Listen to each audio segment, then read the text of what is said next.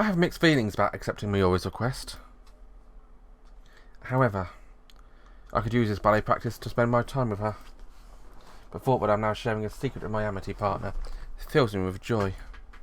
I'm so excited I can barely sleep.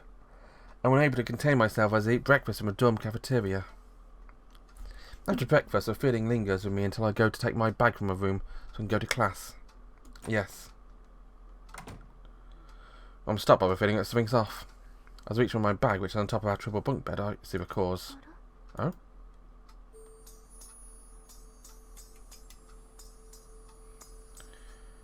Rika never fails to make her bed neatly, but right now there's a messy pile of books left on it.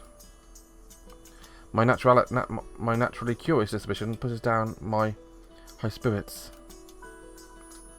Wondering what my Amitiė partner is reading, I gaze at the spines of the books as I get my bag.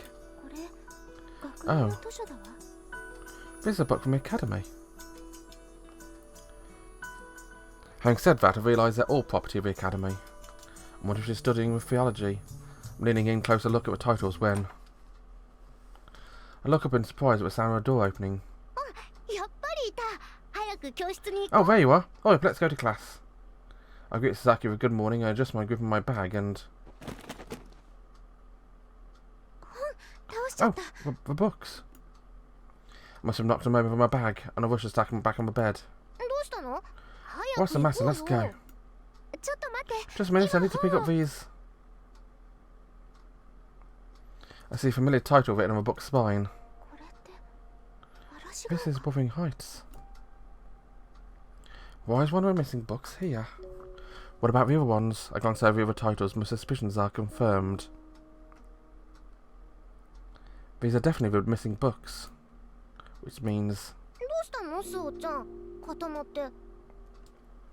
What's up, Suoh-chan? What you got there? She pries at a book in my hands.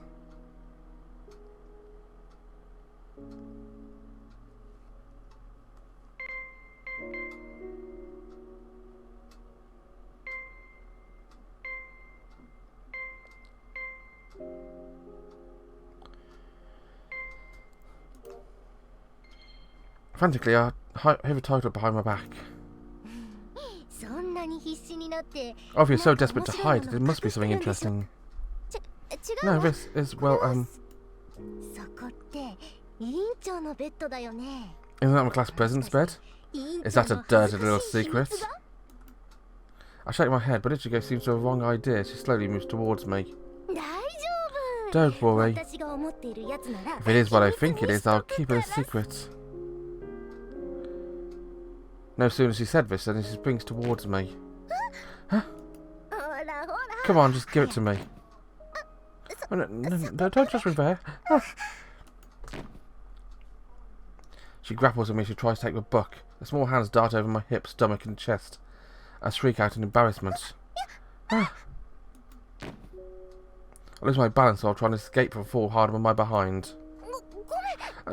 Sorry, are you okay? Yeah, I'm fine. Oh.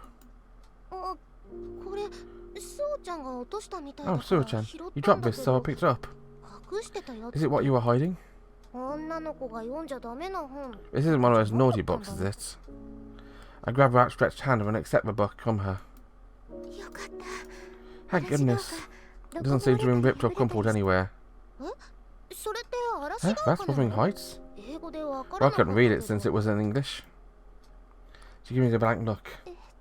I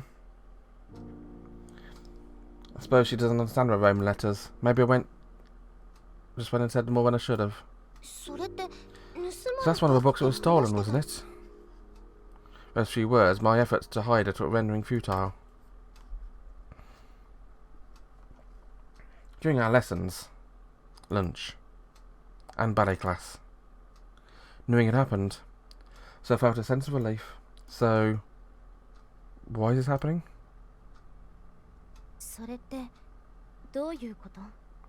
What is that supposed to mean? I wonder how terrifying a quiet, restrained voice is. It's more powerful than a yell, and it fills a place with tension.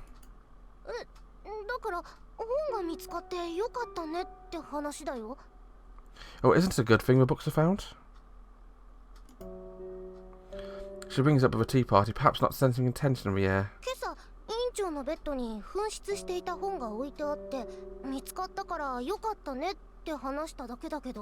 I'm just saying, isn't it great when missing books were found on the class president's bed this morning? She says this as he takes a sip of her steaming tea. She's really going to talk about that here at the tea party? I've been so relieved she'd given no indication of bringing up this morning's incident. But events are unfolding just as I had feared. It sounds like you think I stole them.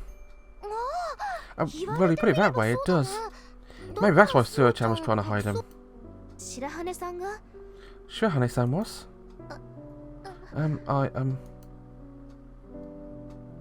hang my head thinking she suspects me of having tried to frame her. No way, this can't be. Hearing everyone in class whisper about it, being here unbearable. All I can do is stare with flushed cheeks and my fingertips.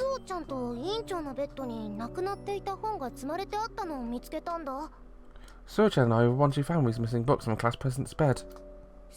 I get it. You're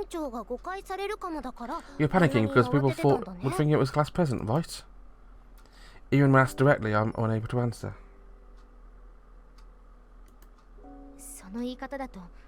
The way you say it sounds like Shirahane-san could have panicked when you saw her planting her books on my bed, you know?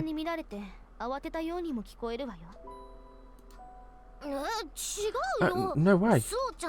Suoh-chan's a good person. She would never do such a thing. I would have to agree.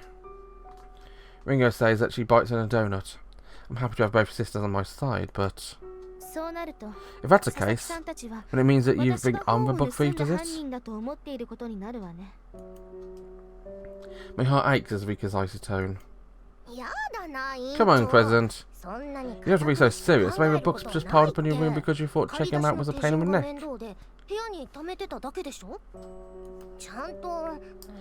She's not here right now, but Yuri said it's fine since you're probably just going to get ready to return them.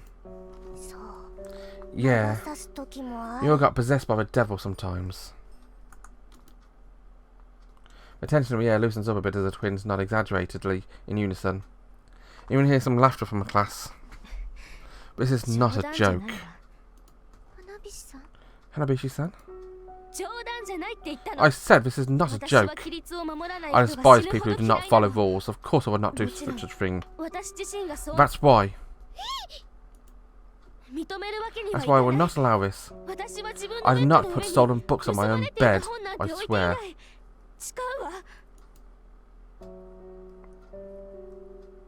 Everyone whispering in class falls silent at Rika's uncharacteristically forceful tone.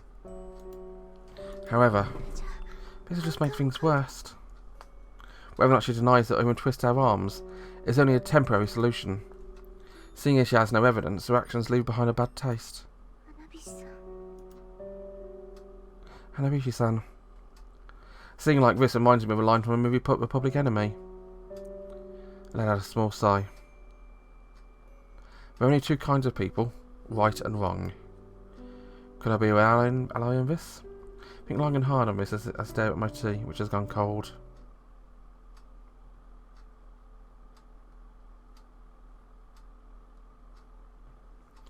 Morning arrives. Look around the classroom and breathe a small sigh. This is what it has come to. Up until now, people would gather around Rika before morning prayers due to her good qualities and role as class president. However, there's no one around her now. Perhaps the air around her has grown so thick. She's the same as me. How can I talk her? How can I face her? The situation is starting to look like what I experienced at my old school. Because connecting with others is uncomfortable. You don't want to interact with anyone. Your attitude hardens. I have to do something. Ah! My eyes meet Rika's for a split second, but I quickly avert my gaze. I decided to have a clear misunderstanding around my amity partner. Nevertheless,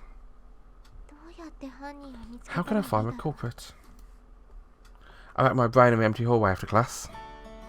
During break time and lunch, I've been thinking of how to gather evidence to pinpoint the culprit. However, I've driven myself crazy thinking about it, but I haven't come up with anything. Taking a deep breath, I press a hand to my forehead and think hard. I'm not a cop or a detective, so I don't really have to know how. Detective? Something clicks in my mind before I say the word aloud. That's it. It's not about what I would do, but what the characters in my beloved detective novels would do. When I was alone, I would play a game of make-believe with myself. I enjoy pretending to be my favourite characters and think about what they would do. If I were a detective, what would I do? If I were a detective in a movie or novel, first I'd go to a scene of a crime. Thinking a detective would surely say to return to a scene of a crime, head back to a dormitory. Okay, so I'm here.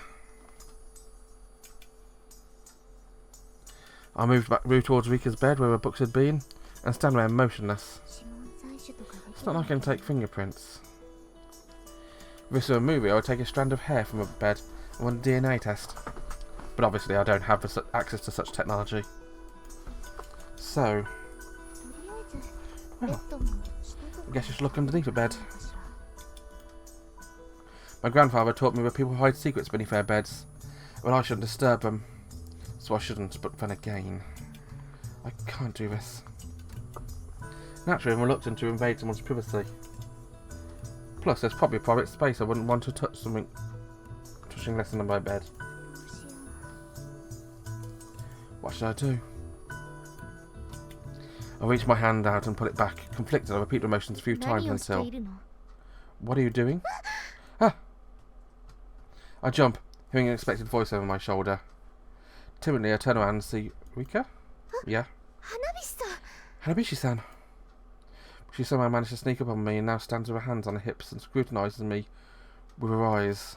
I asked, what are you doing? Well, you see.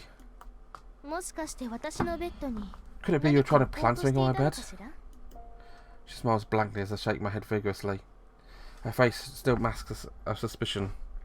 She turns her attention to my clenched fists. Looks like you aren't holding anything. I should just say it. What? She probably just tell me to mind my own business. You see. I'm not angry. Just tell me what you're doing here. My face reddens and my throat dries up as a rigid tone of voice. Shirahane-san? Her tone is sharp. I'm looking for a culprit. Culprit? You mean... the person who made it look like you took the books. I never thought it was you, Rika-san. Well, very forceful, Suoh. My faint words gradually become a shout. Unable to control my emotions, my hand begins to shake and my entire face turns red. Rika, who remains firm against my words, blinks at my last and takes a few steps towards me. I shrink back as she raises her hand. I think she's about to hit me, then... I feel my hand being squeezed and raised in my head. I'm so happy.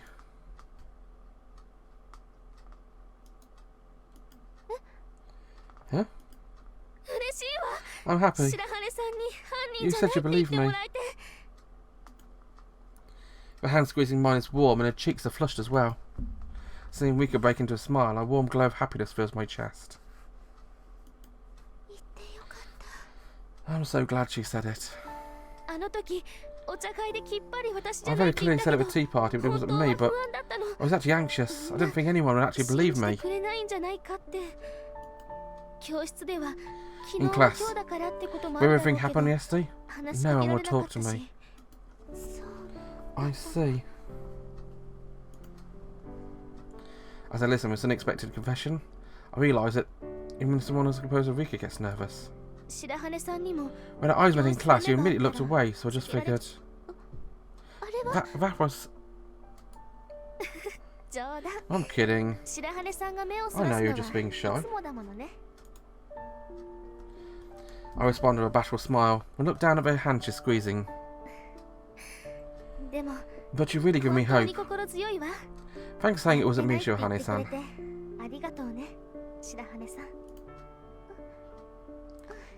Yeah. She smiles faintly. She looks so fragile that I find myself wanting to hug her. I'm beginning to sweat as I become all too aware of her hand.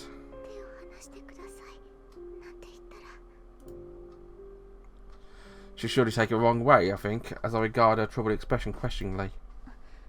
Shirahane-san, you said you're looking for a culprit, right? Yes, I am, but...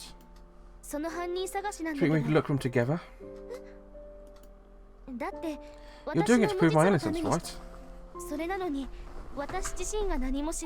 I can't possibly just sit here and do nothing. She gives my hand even tighter. I understand just how determined she is to do this. Okay. And let's search together, Hanabishi-san.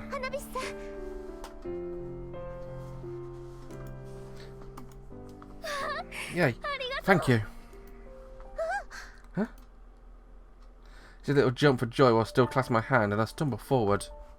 When she finally stops waving her arms around, she asks what we should do. I tried searching a room first, but... I glanced around, but there hadn't been anything amiss when I'd surely noticed it right away. Tell as much as my shoulder slumping. There's nothing here. Maybe we should go to a library and investigate the books that were missing. I see. It's like we're detectives in the case. I realise this is an embarrassment, thinking exactly like me. Well, shall I begin? Hi, Hanabishi-san. She finally lets go of my hand as I say this, and stares at me with a disapproving expression. Bewildered, I cut my head. You used my first name just a moment ago, but now... Huh? You said... I don't think you're a culprit, Rika-san. Since I think of her first name, I must have just blurted out in excitement. Red-faced, I apologise. I was actually happy you called me Rika. Unable to hear her muttered words, I leaned in closer then.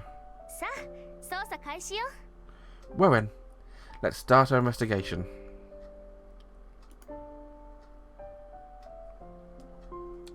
Rika's blushing for some reason. She takes my hand again.